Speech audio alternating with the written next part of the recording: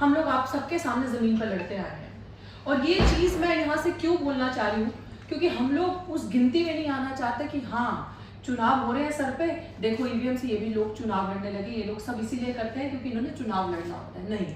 हम लोगों को इतनी बड़ी जिम्मेदारी आती है, हजारों के हिसाब से लोग हमसे मिलने आते हैं, हमारे दफ्तरों में आते हैं, लाइन लगती है, मैसेजेस आते हैं कि जब तक आपके हाथ में पॉलिटिकल पावर नहीं होगी, जब तक आप सत्ता में नहीं जाओगे, आप परिवर्तन नहीं कर सकते, जितना मर्जी गला फाड़ते रहे। सो समहाउ वी रियलाइज्ड कि कौन ऐसा इंसान कन्विंसिंग,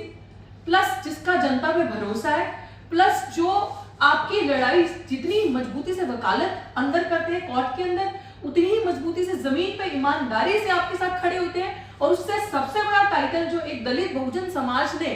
देखते हुए जो एक ऑप्रेस सेक्शन उन्हें दिया है, which is Ambedkarite in a true sense, the person who is true Ambedkarite, जो सब विचारधाराओं को, समानता को मान के चलते हैं और जिनका मैं इसलिए कह सकती हूँ क्योंकि मेरा केस भी एडवोकेट महमूद प्राचा जी लड़ रहे हैं, और जो मेरा केस था और जिस तिथि में आज मेरा केस है, तो 100% SC/ST का सक्सेसफुल रेट अगर किसी एडवोकेट का है जीतने में, जितने भी केसेस हमारे दफ्तर में हैं, वो एडवोकेट महमूद प्राचा जी का है। और पूरे भारत के एक जाने माने एक ऐसी शख्सियत, ऐसे वकील जो किसी से डरते नहीं है, एक ऐसे लीडर की फॉर्म में वो उभर रहे हैं एक ऑप्रेस सेक्शन के लिए, खासकर पुलिस से कैसे सामना करना है, ऐसे नहीं कि गुंडागर्दी करके, पुलिस को कानून कैसे समझाना है, पुलिस को ये परिभाषा कैसे बतानी कि तुम जनता के सेवक हो, पब्लिक सर्वेंट। सर्वेंट माने नौकर। व्हेन यू रियलाइज दिस कि जो तुम्हारी वर्दी है और इस देश का कानून सुधारात्मक है, दंडात्मक नहीं है।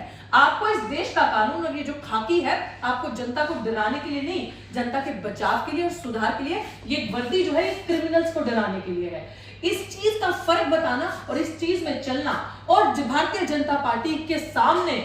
ईमानदारी से, मुखरता से डरना नहीं। चाहे उन्होंने ईडी की रेड जब 2018 में प्राचा सर के ऑफिस में हुई थी, हमारे ऑफिस में दफ्तर में रेड डाली, तो क्या डर जाना चाहिए था? तो क्या उसके बाद नहीं बोलना चाहिए था? तो सामने नहीं आना चाहिए था? लेकिन उस नैरेटिव को, उस ट्रेंड को ब्रेक करते हुए मिस्टर एडवोकेट महमूद प्राचा जी ने दिखाया कि इनका सामना कैसे करना है, आंखों में आंखें डाल के जुल्मी को, या जो बेईमान है या जो करप्ट है उसको करप्ट कहना है, और उनको उनकी असली पहचान दिलानी है कि देशद्रोह, देश भक्त का जो चोला पहने हैं वो असली में हर काम ऐसा कर रहे हैं जो राष्ट्र की मजबूती के खिलाफ है। तो इसलिए हम लोगों ने तमाम दलित बहुजन एक्टिविस्ट, जो ऑप्रेस सेक्शन के, मार्जिनलाइज्ड कम्युनिटी के जितने भी एक्टिविस्ट, तमाम वो लीडर्स जो इन्फ्लुएंसर्स हैं हम जैसे, जो थोड़ी सी एक पहचान रखते हैं जनता के बीच में और अपने लोगों के बीच में, हम लोगों ने एक ऐसी सीट डिसाइड करी। हम लोगों ने प्राचा साहब को कहा कि Rampur is the seat in UP कि जहां से बीजेपी जीती हुई है, उस सीट को पकड़कर उस सीट में ही अगर चुनाव ईवीएम से होते हैं, देखिए हम लोगों का कहना बहुत आसान है कि ईवीएम तो आ गई, ईवीएम कैसे हटेगी, बट हम लोग एक रोल मॉडल दे सकते हैं। हम लोग उन लोगों में से नहीं है कि हम मुकर जाए अपनी बात को कहते कि नहीं हमने तो कहा ही नहीं हम लोग ईवीएम नहीं तोड़ेंगे, हमने कहा है ईवीएम तोड़ेंगे, हमने कहा है हम डंके की चोट पे, मतलब मैं कुछ लीडर्स की ऐसी बात कर रही हूँ जिन्होंने कहा था हम तोड़ेंगे, ये करेंगे, वो करेंगे, लेकिन हम अपनी बात पे अभी भी कायम है कि अगर हमारे चुनाव ईवीएम से होते तो उस मॉडल को किस तरीके से ब्रेक करना है, उस जगह पे चुनाव करवा के उस जगह पे बीजेपी को किस तरीके से एक नया नैरेटिव क्रिएट करके ये दिखाना है कि हम कैसे बीजेपी को हरा सकते हैं। हम इस मुहिम को लेकर जाना चाहते हैं और मुझे लग रहा है कि this is the best seat जहां पे हमारे समाज के लोगों का हमें पूरा समर्थन मिला है कि आप आए, और वहां पे मुस्लिम समाज का भी पूरा समर्थन मिला और वो हमें बुला रहे हैं कि आप आए और यहाँ से चुनाव लड़े। और मैं जितने भी विपक्षी दल हैं, मैं आज ट्रू सेंस में आपको कहना चाहती हूँ कि एक बहुजन समाज की बच्ची आप सबसे रिक्वेस्ट करती है कि इस सीट को, एनडीए को छोड़ के,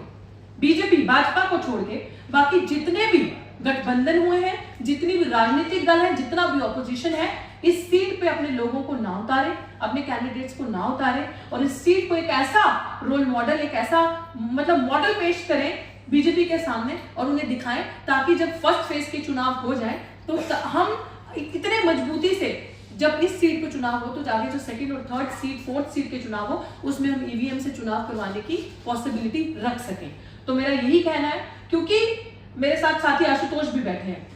अभी तक 229 दिन हो गए मेरे आंदोलन को दिल्ली विश्वविद्यालय में चलते हुए, और जिस तरीके को पुलिस को बैकफुट पे हमने रखा, और पुलिस जो झूठे केसेस हम पे लगा के रखती है, खासकर जब आप मार्जिनलाइज्ड कम्युनिटी से आते हो तो आपके ऊपर पानी बहुत जल्दी झुकाव में हो तो गिर जाता है। तो उसका सामना कैसे करना है, लड़ाई को ईमानदारी से मजबूती से कैसे लड़ना है और पीछे नहीं हटना, और इस ताकत से जो हम लड़ाई लड़ रहे हैं तमाम अटैक होने के बावजूद, मुझे लग रहा है कि this is the best way कि अगर ऐसी शख्सियत हमारे सामने जाती है तो वो ईमानदारी से अंदर भी हमारी बात रखेगी, जब संसद में जीत के पहुंचेगी, और जमीन पे भी उतनी ही मजबूती से हमारे साथ रहेगी। शुक्रिया। अगर मुझे कुछ और चीज बाद में याद आती है तो आई शेयर विद यू।